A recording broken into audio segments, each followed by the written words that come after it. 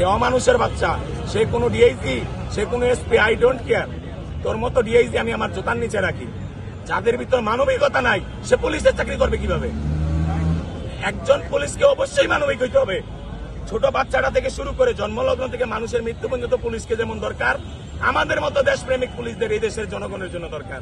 কিন্তু ওই গাদ্দারদেরকে দরকার নাই এই দেশে। আমি মনে করি না দুর্জন বিদ্যান হলেও পরিত্যাজ্য। ওদের মতো শিক্ষিত বিসিএস, আবিদ চাচার বিসিএস, তাদেরকে এই দেশের মাটিতে দরকার নাই। ওদেরকে শেখ হাসিনার সাথে বাড়িতে পাঠাই দেওয়া হোক, কারণ এরা রয়ের এজেন্ট। এরা চায় না দেশপ্রেমিক পুলিশ পুলিশে চাকরি করুক।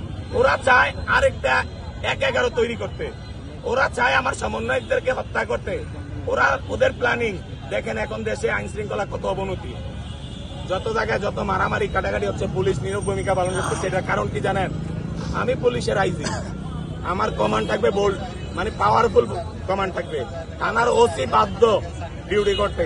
পুলিশ যদি চাকরি করে ডিউটি করতে সে বাধ্য, কিন্তু একটা অঘটন ঘটে যাচ্ছে, তারা ডিউটি করছে। ওদের প্রতিশোধ নেওয়ার অপেক্ষায় আছে এরা। তার মানে কি বোঝা গেল? আমার হাসনাত ভাই নিরাপদ? অসম্ভব, নিরাপদ না। তরিকুল ভাই নিরাপদ? নিরাপদ না। সার্জিস ভাই নিরাপদ? নিরাপদ না। তাদেরকে মারার প্ল্যান চলতেছে।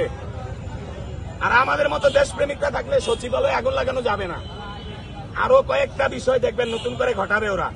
নতুন নতুন গল্প। বিডিআর এর যে বিচার কার্য হওয়ার কথা সেটা পড়ে দিছে না। এত জায়গা থাকতে আগুন লাগে না, আগুন ওই জায়গাগুলোতে লাগে কেন? রাষ্ট্রীয় নথি কেন পড়ানো লাগে? ফলের বিড়াল বেরিয়ে যাবে। আমরা একদম অশিক্ষিত না। আমরা লেখাপড়া করি, দেশ, বিজ্ঞান, আধুনিক বিশ্ব সব বিষয়ে খবর রাখি। আমরা এই যে বর্তমান যে বাংলাদেশ, ডক্টর ইউনূসের বাংলাদেশ, একজন সব্যসাচী, ওয়ার্ল্ডের ফেমাস একজন ব্যক্তি, যিনি আমাদের দেশের প্রধানমন্ত্রী, এখন বর্তমানে প্রধান উপদেষ্টা, তাকে সারা পৃথিবী সেলুট করে। কিন্তু আমাদের কিছু কুলাঙ্গার আছে, জাতীয় কুলাঙ্গার, যারা আওয়ামী লীগের দালাল, তারা ডক্টর ইউনূস মহোদয়কে সুদখোর বলে টেক দেয়। কত বড় হারামি তাদের ভিতর। একজন ডক্টর ইউনূস, অন্য দেশ আফসোস করে যে এমন একজন ডক্টর ইউনূস যদি আমার দেশে জন্ম নিত। আর আমরা ডক্টর ইউনূসের মতো একজন হৃদয়বান ব্যক্তিকে পাইছি, আমরা তার মূল্যায়ন করতে জানি না। আমরা তার বিরুদ্ধে প্রপাগান্ডা চালাই। ওই যে কয়েকদিন আগে আওয়ামী লীগের দালালরা রাস্তায় নামছিল যে ডক্টর ইউনূস মহোদয় নাকি পদত্যাগ করছে, হাসনাত আব্দুল্লাহ সহ আরো অনেকে পালাইয়া গেছে।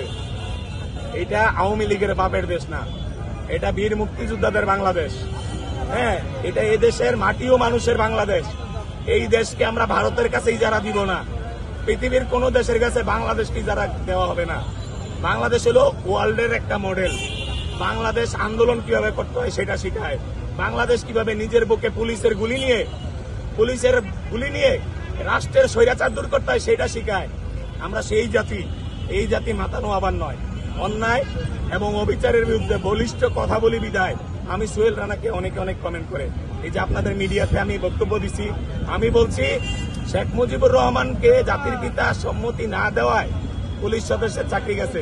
কিন্তু আমাদের একটা ভাই বাংলাদেশ প্রতিদিন, ওনারা লেখছে যে এই শেখ মুজিবকে আব্বা না ডাকায় পুলিশ সদস্যের চাকরি নেই বলে আমি নাকি এই কথা বলছি।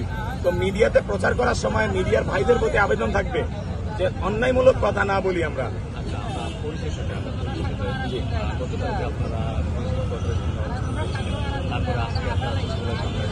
এখন শেষ আপনারা এখানে বসে আছেন, তো এখন আপনারা আসলে কি করতে চাচ্ছেন? আপনাদের কি পরিকল্পনা আছে বা ওখান থেকে আপনাদের কি ধরনের কথা বলছেন? আমরা মূল কথা হলো পুলিশ হেডকোয়ার্টার কাদের কথায় চলে। পুলিশ হেডকোয়ার্টারে যে সকল আওয়ামী দূষণরা বসে আছে এরা কোনোদিনও আমাদেরকে চাকরি দিবে না, কারণ